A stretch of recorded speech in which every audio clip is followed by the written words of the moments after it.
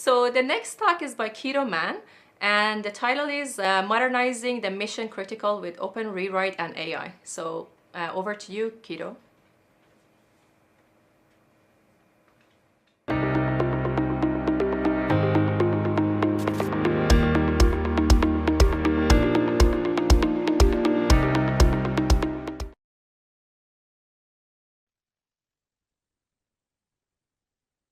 Okay. All right. Excellent. Okay. So I can't see myself. Let me make sure that's working. Okay. Okay. Give me 1 second here.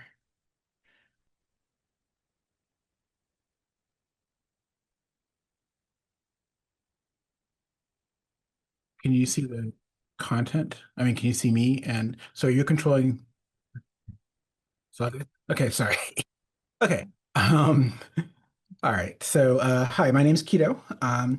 And this session is called Modernizing the Mission Critical with Open AI, Open Rewrite, not Open AI, and Open AI.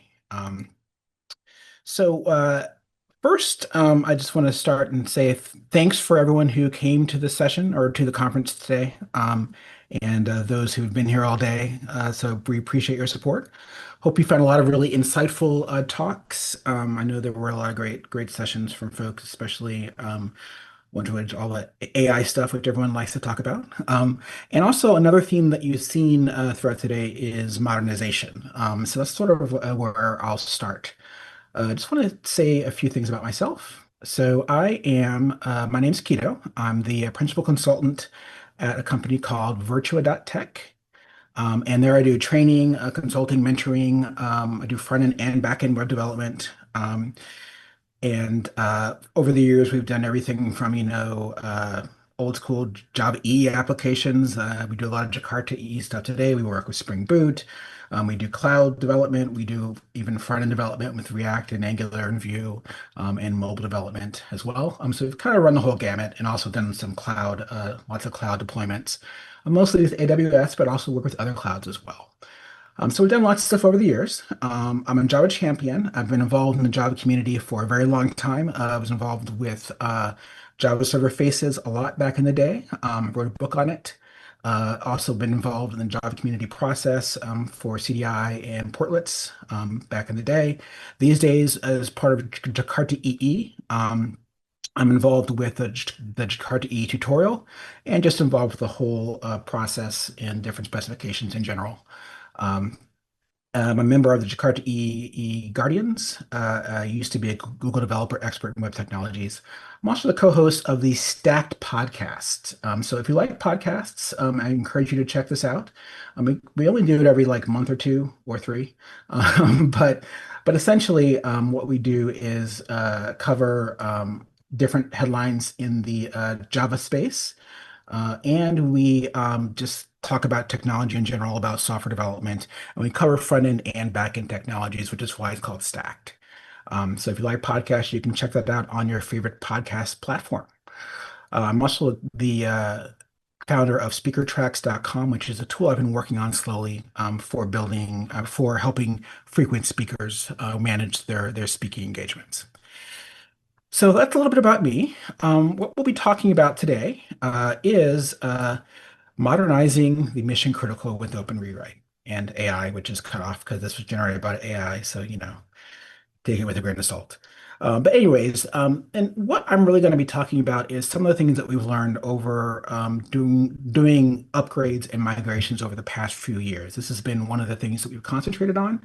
Um, and we've been working with several different clients on mission critical applications. And what I say mission critical, I mean it's like the main applications for the business. And also we've worked with some where it's, just a back office application that's not, super critical but needs to be upgraded. So we've kind of done both.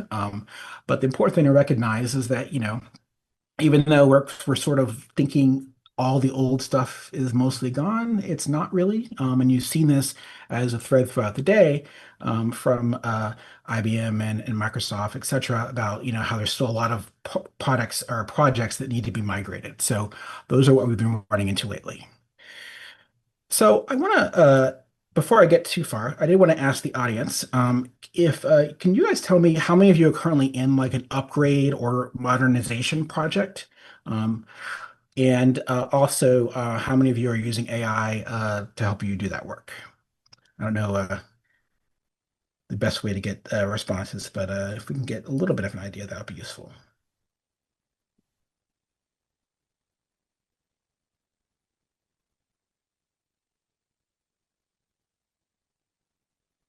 Okay, let me see if there's anything in the chat.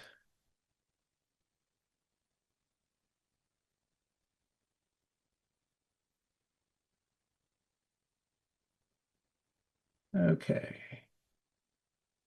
Yes, I'm not really seeing anything quite in there yet. So, all right, so I'll just go on. Um, so I'm going to assume for that most that either the people here are really interested in migrating, have an app that needs to be migrated, or a set of apps that need to be migrated or upgraded, or that you already embarked on such a project. Okay. All right. So given that, the first question I always ask is, why don't companies update their tech stacks continually, right? So you end up with a client who, has some old libraries that they haven't updated in like, 10 years or 15 years. And that's holding them back from further upgrades.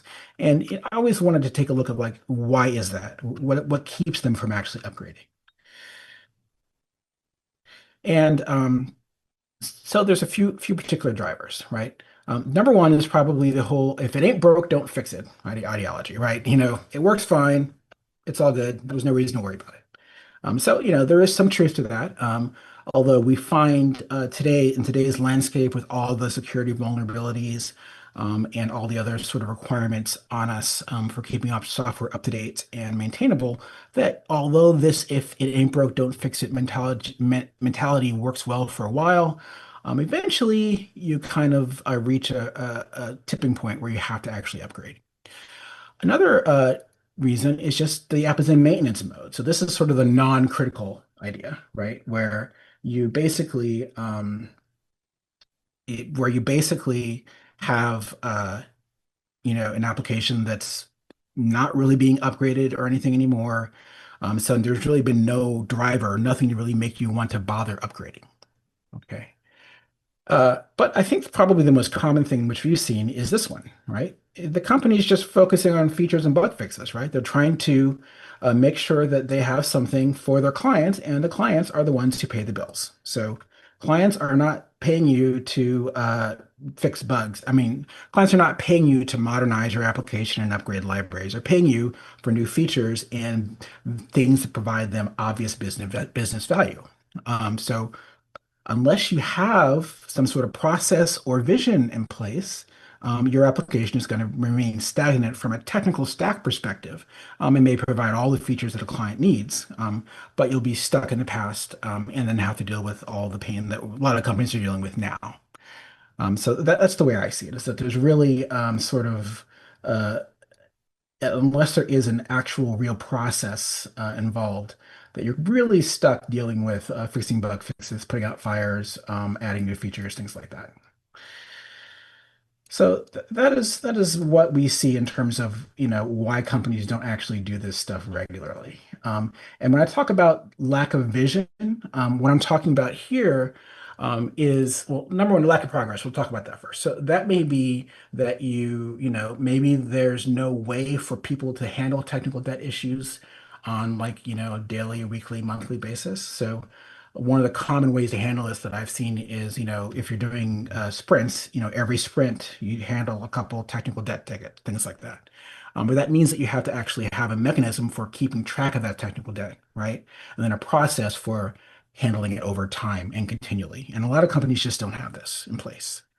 Another thing is lack of vision. And for me, this means lack of an idea of how the application's architecture is going to change over time. And that may just because it wasn't that important of an application, or just that over time, the application is really important, but no one's really taken the time to really come up with a vision of how they see it in the future. Okay. If you have that sort of architectural roadmap, you can continually do upgrades and sort of move towards a new version of the application. So these are the things that we see. Now, what are the actual drivers? So that was basically why companies don't actually upgrade, right? Or why they don't modernize continually. Okay.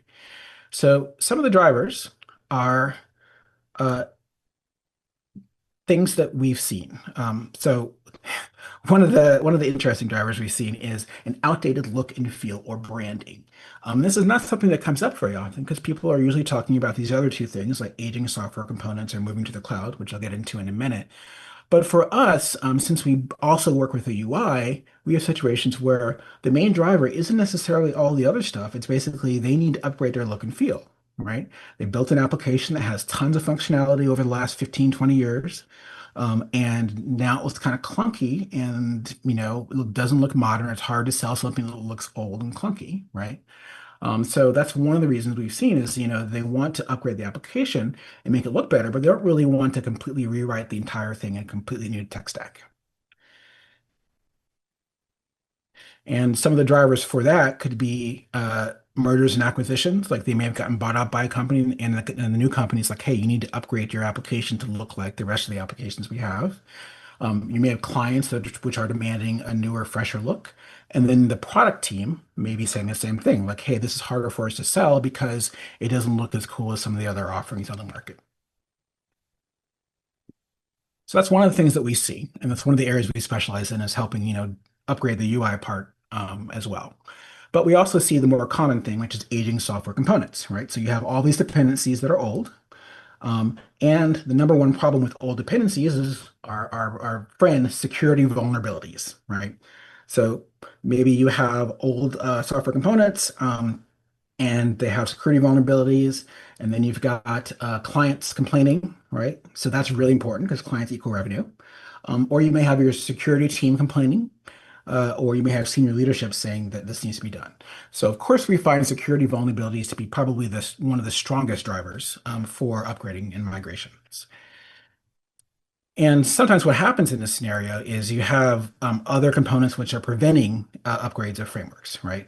Um, so that can affect the development team. So they can't upgrade anything, and they have a poor development experience because they're working with older libraries. There may be poor performance, less scalability, all those sorts of things that happen if you're not able to upgrade regularly. You could also have a scenario where software is end of life. Okay. And this has a couple main scenarios, or main issues, I should say. One is no support, right? Another is that it prevents upgrading other parts of the stack. And this is what we see a lot. And primarily what we see this with is since we do front-end development and back-end, we have clients that use like an old version of a Jakarta Faces component library called Rich Faces. And they want to upgrade to something more modern, but they don't really have the budget and time to rewrite the entire application in Angular or React or Vue or something. So what we do is we help them take that and then migrate it to prime faces so they can still keep the same stack but have a more modern look and feel. So there's different things that can happen there. But sometimes there is one library or one set of libraries that are sort of holding you back, so you have to figure out how you can remove that dependency and move forward. And then, of course, the other driver that we see is moving to the cloud. So if you have an application or a corporate mandate to move stuff to the cloud, obviously modernization is going to help you do that because often there are things and libraries you depend on that may not work so well in the cloud. Okay. And as we've seen earlier, if you look at the industry keynote, you'll see there are several different options to help you do this from a lot of the cloud vendors. Okay, and I see one person was trying to use AI via Continue, which is one I haven't heard of. There's so many different AI agents out there, it's hard to keep track. Okay, so that is why you might want to migrate, right? So let's say that you've gone through that and you're like, okay, we really need to do some modernization, right? And the first thing I say is, what is modernization? What does that actually mean? Okay, so before you even get to that, you need to think of a few other things, right? Like what you're trying to achieve. What is the goal? Is it which one of these? Oops, sorry, we jumped around there. Which one of these things is it? So,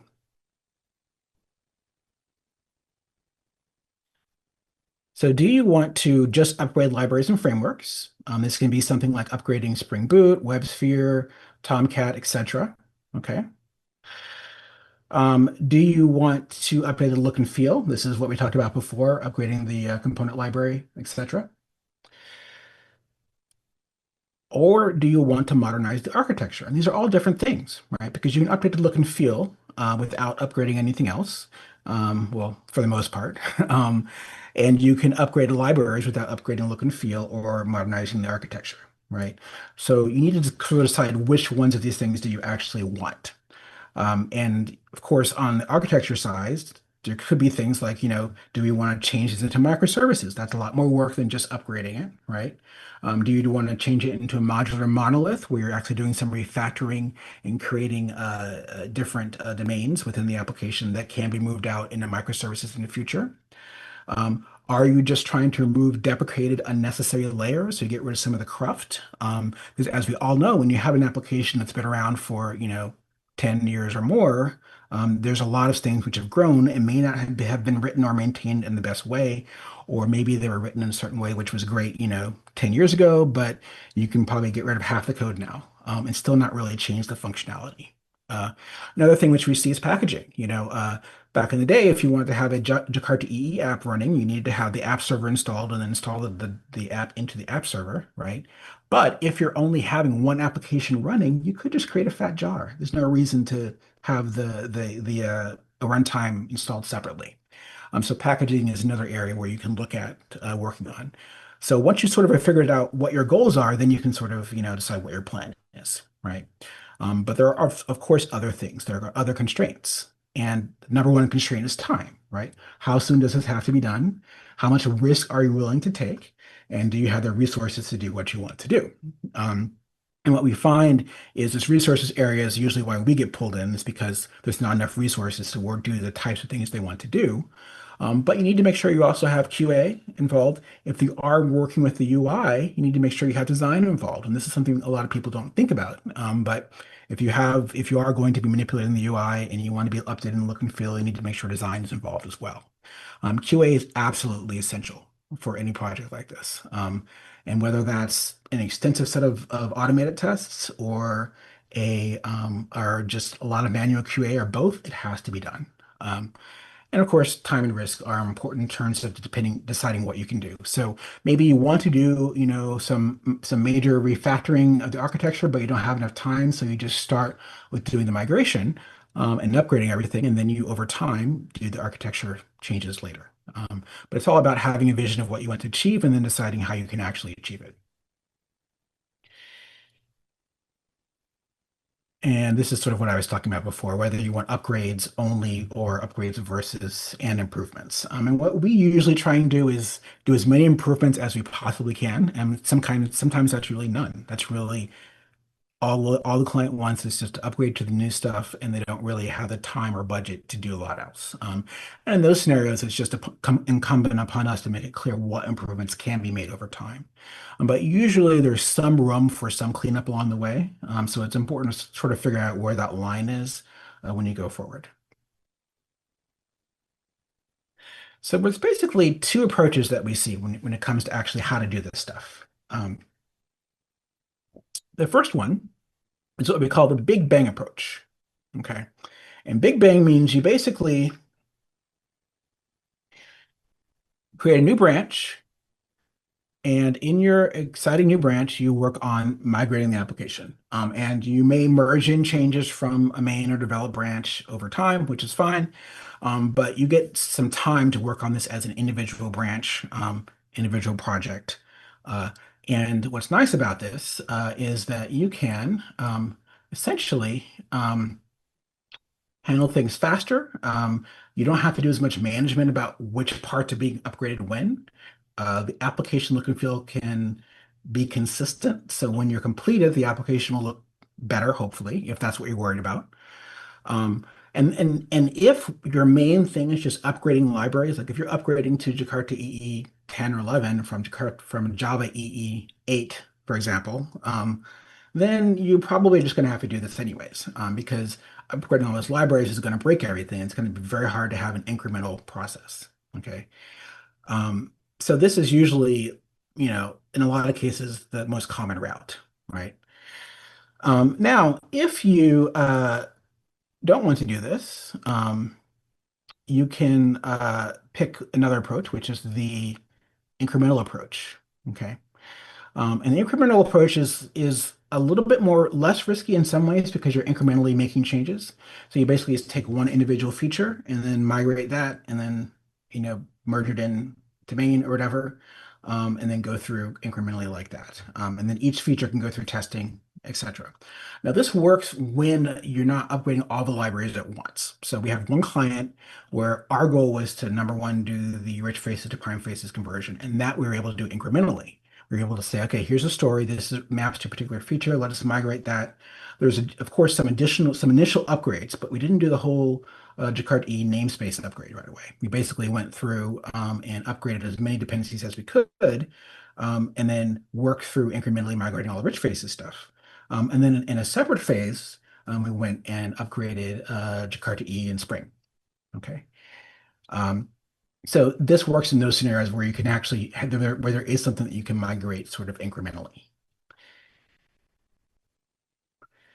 And one of the things which we've run into a few times is this whole idea of unused artifacts. So in an older application, you may have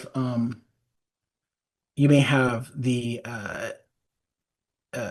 parts of the application which are not being used, right? Um, Meaning that there may not even be an active code path to them, or there is, but no one actually uses that feature and things like that. So usually it's helpful to identify that earlier because you can get rid of it before people have to worry about converting it. But we've been in situations where, we converted something that wasn't used, or we find something that is being used but wasn't converted. So that's something to keep in mind as well.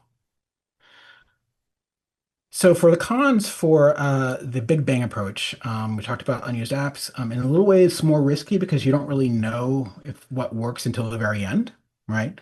So, so, but you can mitigate that by just including QA early, and maybe they have to retest different parts, but that's okay. If as long as you understand that is an acceptable cost. Um, for the cons of the incremental approach is that it can take a lot longer, right? Or it seems to take longer, I should say, and there's more overhead because you have to manage each individual feature through the whole life cycle of being written, tested, merged, et cetera, et cetera.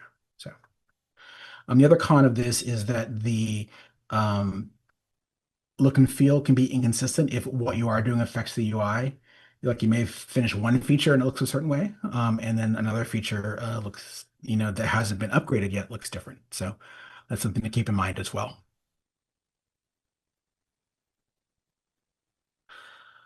And as I mentioned, QA is essential. So try and get them involved as early as possible. If you do not have QA, I don't recommend actually doing one of these projects because we've actually been on projects where there's no QA allocated. And then we can spend time doing QA, but number one, it's not cost effective. And number two, it's not really the best use of our time because we're not domain experts, right?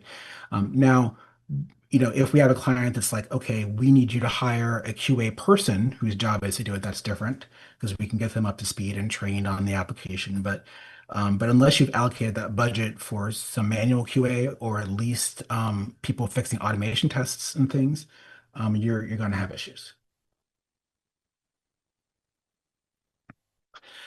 So once you've sort of decided what needs to be done, what you're able to do, uh, what your goals are, then you can actually define some layers. And layers you don't really think about too much, but having breaking your application down into layers gives you an idea of your approach, right? Layers can be handled in parallel, and there may be dependencies between different layers. So here's an example. This is roughly from a real project. Okay. So for this client, these are all the different layers that we were looking at in terms of migration. So the first one is Subversion to Git. You'll be surprised how many companies still use Subversion. Um, Usually when we come in, we're like, hey, you might want to upgrade to Git or something, if that is your long-term goal, which hopefully it is. There may be other dependencies which can just be updated out of the back. Often, anyone who sits down and looks at the dependencies can say, okay, well, we can at least upgrade all of these. And then we can get past the security vulnerabilities on these issues or these particular dependencies.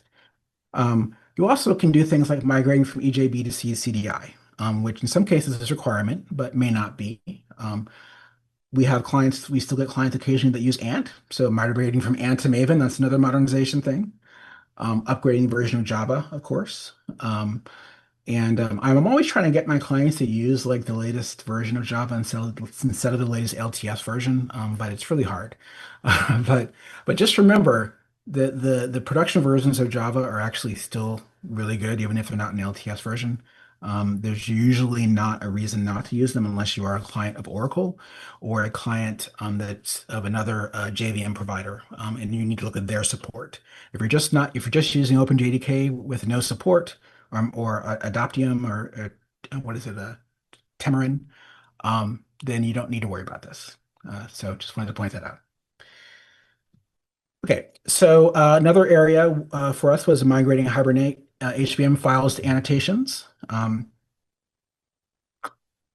Maybe one remembers Hibernate used to have a way to do mappings in XML using its own proprietary format. Um, And for us, of course, we have the rich faces to migrate faces, my faces. I'm sorry, rich faces to prime faces as one layer. And then, of course, upgrading from Java EE to Jakarta EE is, of course, the main one. So it's important to sort of break things down into these different layers because they can all be handled differently and independently to some degree. For us, this upgrade was dependent on this because Rich Faces doesn't support Jakarta EE, so it would break if we, didn't if we upgraded first. Also, for us, the OpenRewrite is much easier to use with Maven than Ant. I'm sure it's possible with Ant, but it's not like possible out of the box. So it would have required work just to make it work with Ant. Works with Maven and Gradle out of the box. So that was a dependency for our work. So coming up with these layers is very helpful. Okay, so you define your layers, you decide where your goals are, you know you want to migrate, and then what do you do, right? And if you're on an upgrade or migration project and you haven't gone through some of these steps, I highly encourage you to do so, because it's going to make the end result much, much better. So let's take a look at the next step. So as developers, we're always interested in tools. I know I'm always, wondering what tool can I use to do this or that, right? So there's two main tools that we usually use. One is our beloved AI coding agents. And by this, I mean anything like Claude Code or Copilot in agent mode. And I kind of look at the chat and agents hand in hand these days, because if you have something that has agentic capabilities, normally you can chat with it as well.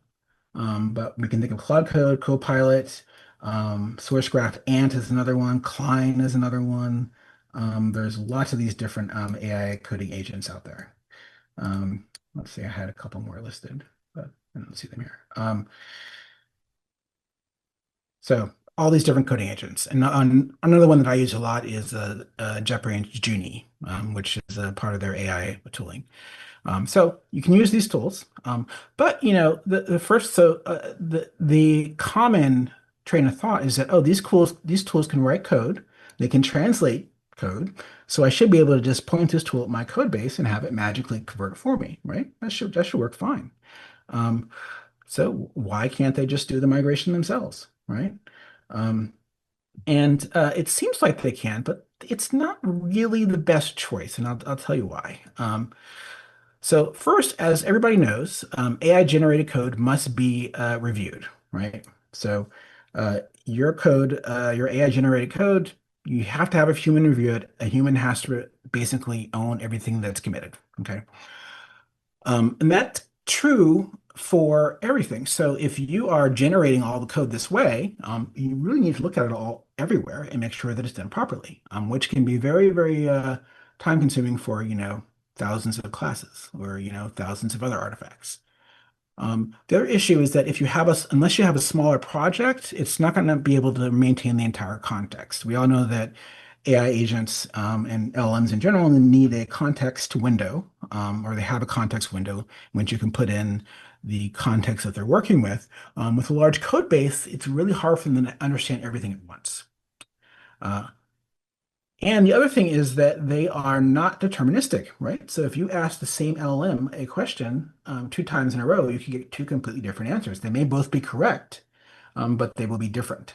And if you are migrating a large code base, you kind of want all the migration work to be done exactly the same. Having it done, differently in different classes and everything is going to be, a definite issue.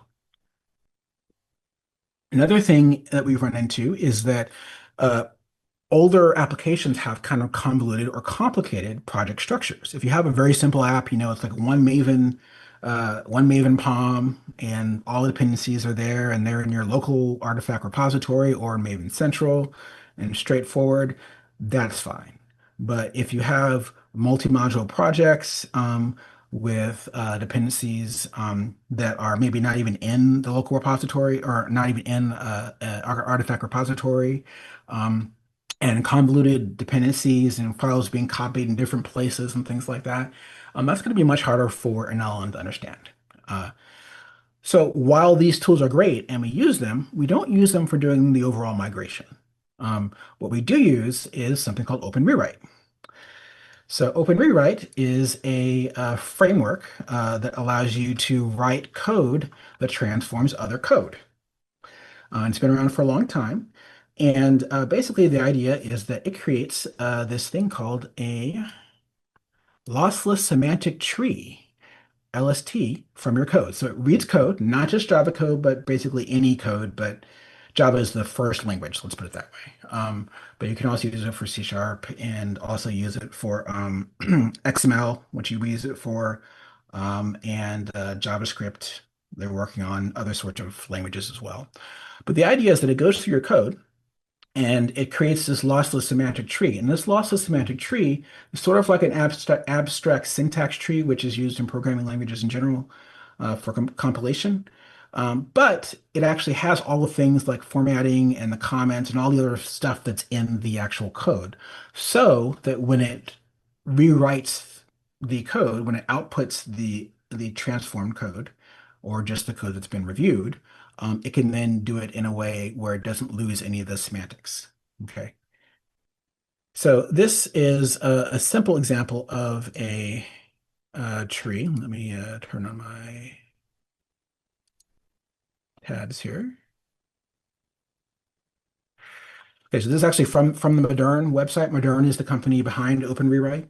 So this is their explanation. But you see, we here on the left, we have this. I'm sorry, I can't make this any bigger. Actually, that is bigger. Okay, that's better. So you see on the left here, we have a simple Java class, right? It has a package, imports, etc. Okay. And it basically gets turned into this compilation unit, right? And the compilation unit has packages, has imports, and individual fields as well. Um, and then it also has the class declaration, and the block of code that's in there as well. And each one of these has a class associated with it. Okay. So basically what happens is you can write code that can look at this structure and then make changes. It can add methods, it can change method names, you can do all sorts of changes. Uses the visitor pattern. Uh, and because of that, you can actually do some really powerful things. And what's nice about this is that it is deterministic, meaning that it's always the same. It's composable, meaning that you can have different recipes. Each one of these is called a recipe, which can build upon other recipes. It's auditable to very easily see what was done and how it was done, and it's battle tested. And these words actually come from Mark Heckler, who probably got them from Modern. But these are very good ways to explain how it works. So basically, because of these things, it's a consistent way to make changes. It's not going to do it differently every time. It'll do it the same way every time. And currently, there are lots of different recipes out there. So let's jump over here. We will take a look at, if you go to openrewrite.org, you'll be taken here. You make this bigger. Okay. So then on the left here, you can see all the different recipes that are there. Okay. And there's all sorts of ones for AI, Angular, Apache, Azul, Circle, JavaScript, C Sharp, .NET, et cetera, et cetera. So all sorts of different recipes, ones for HCL even, JSON transformations, et cetera. But let's just look at Java because that's, sort of our bread and butter here. So these are some of the categories you see. Okay. So there's Drop Wizard, which was cool back in the day, Micronaut, Netty, OpenRewrite, Best Practice, Spring, and I think Jakarta E is separate, but it's in here as well. So these are some simple recipes. So if we look at one of these recipes, let's look at change method name. Okay. Um, you can see that it has a parameter, right? And you can specify the new method name, the old method name, overrides, etc. Okay. And it's used by lots of different other recipes. And if we look at the code, it is just a Java class, okay, that has different options like, the display name, override, type definition, etc. And then it has a validate method, and then it has this get visitor method that basically creates a class which does the actual work. That goes through the lossless syntax tree and decides what to change. And there's some other stuff in here as well. But this goes through and will change the method, and it also changes the references to it as well. Okay. So this is a very straightforward, uh, excuse me, a very straightforward OpenRewrite recipe, right? But if we look at how it's being used, we said it was used in all of these different other recipes, right? So because we said they're composable. So let's say we wanted to go up a little bit further, and let's say we were looking at, if we go back here to Java,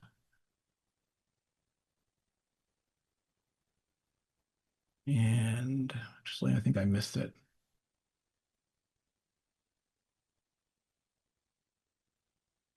Okay, so I go to this one. It's under the modernize section. Okay.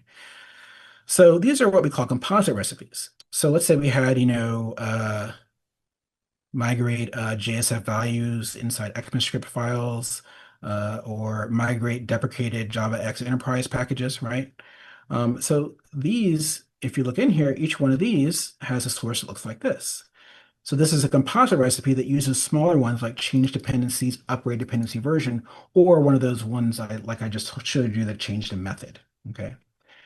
Um, so basically you can compose them this way. And then if you look at Jakarta in general, um, see we've got Java 7, Java 8, and then we've got Jakarta, and then all these can be packaged together as well.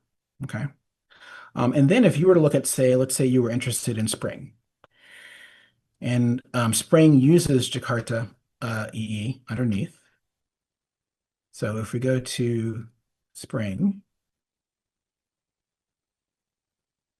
and actually let's just speed things up here.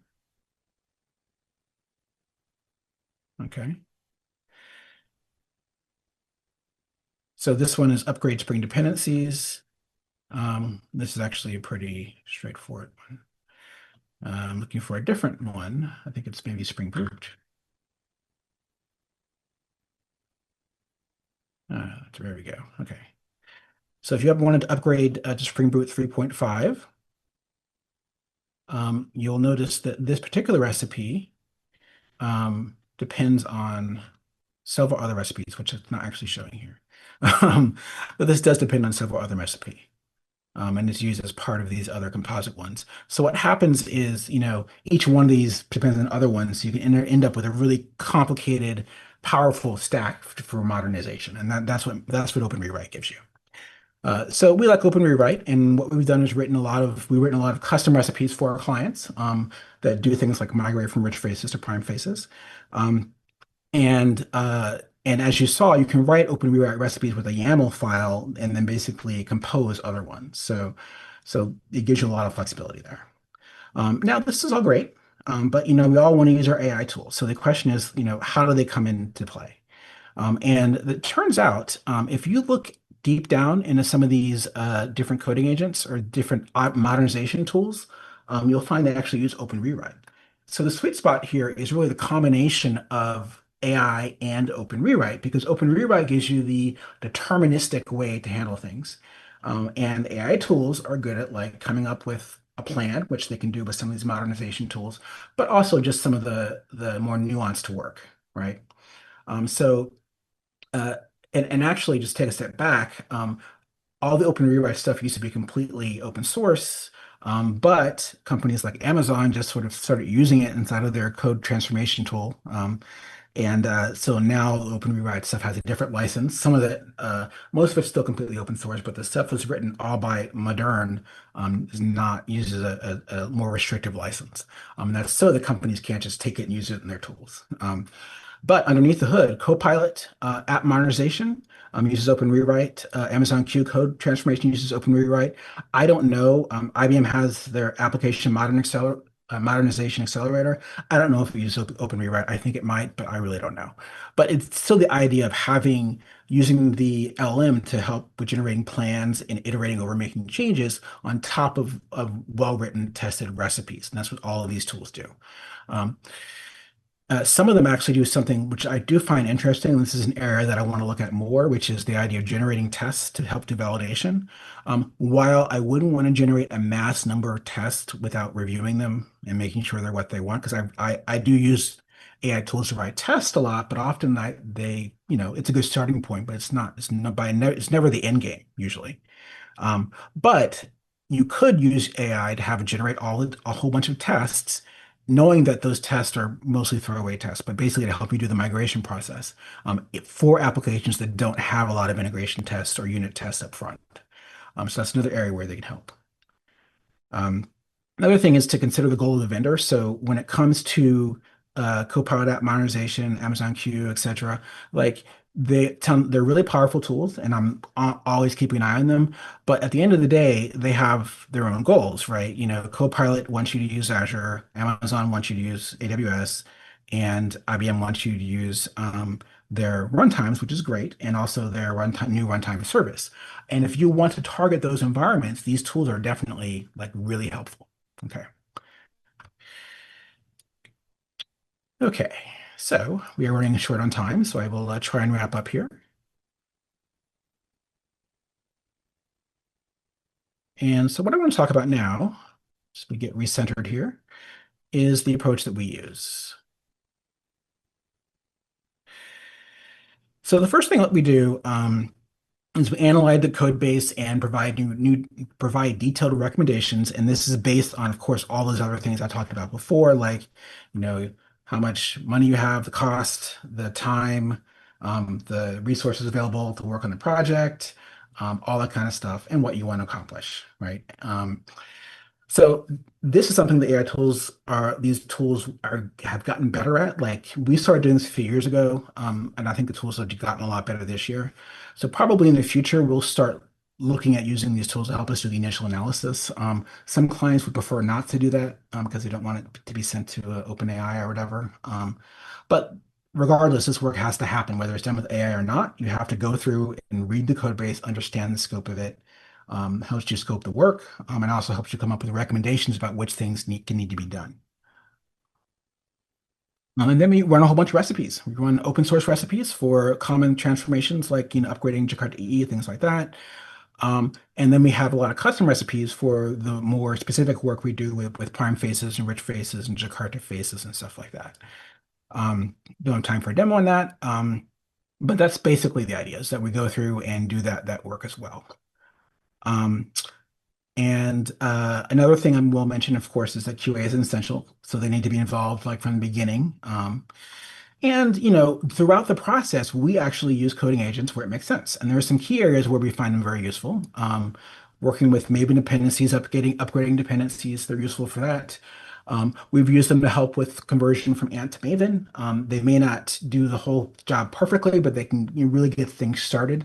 And I find them extremely useful for that, sort of getting you to a point where it's like, to take care of the heavy lifting part. And then you got to say, okay, well, this dependency isn't right. Isn't correct. We're not going to do it this way, etc. But it gives you a good starting point. They're also good for translating logic. So one of the areas where I used them recently is we had changed. There's some business logic for deciding which things to hide or show. Um, and it was done a certain way, and we needed to change it to work with the way the UI components were working now.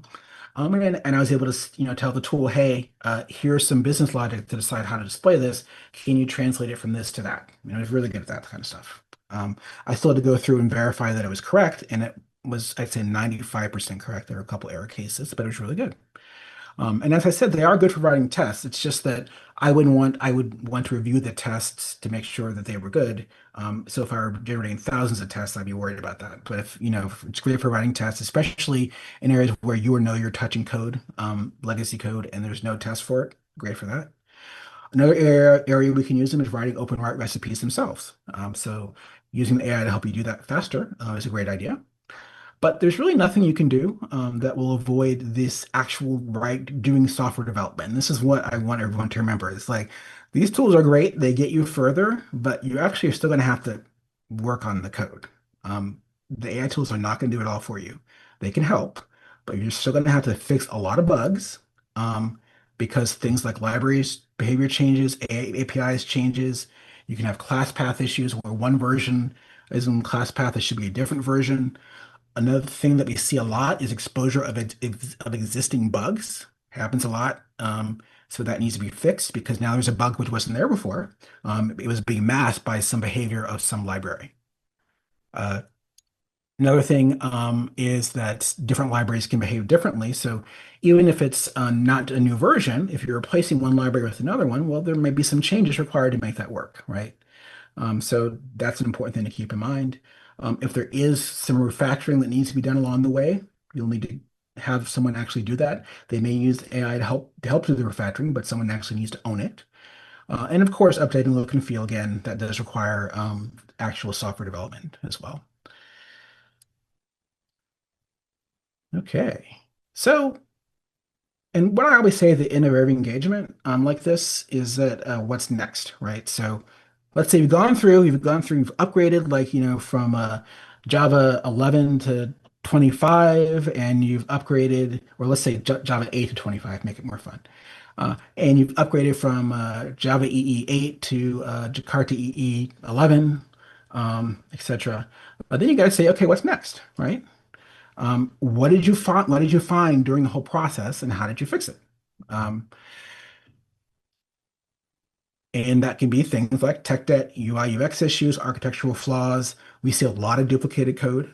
Um, so we always want to encourage our clients, okay, we figured these things out. How are you going to handle them going forward to make sure they don't happen again? And then, is there any additional modernization necessary, right? So maybe you've upgraded all those libraries, but now what? Or do you need to split your application into microservices? Do you need to add some agentic AI features? Do you need to replace the front end? And are you going to do that iteratively or big bang? So I don't think the modernization process is like a one-step thing. As we saw, there's number one, within any project, there are several layers, right? And then on top of it, there's then what do you want to go next? And that's where that sort of architectural vision or architectural roadmap comes into play. And then this is the question I like to ask is, how are you going to keep your apps up to date in the future? So how can you avoid being in this situation where you have to, spend a lot of time and resources to upgrade? And of course, the answer is to do it continually, but you need to have some sort of plan to make that happen. So I believe that is it. We are about out of time. We are out of time, actually. I want to thank everyone for coming and enjoying this the great day for Jakarta EE, Jakarta One live stream. And thank you so much for coming.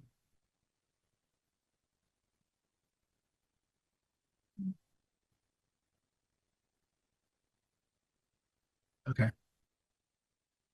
Okay, great. Thank you.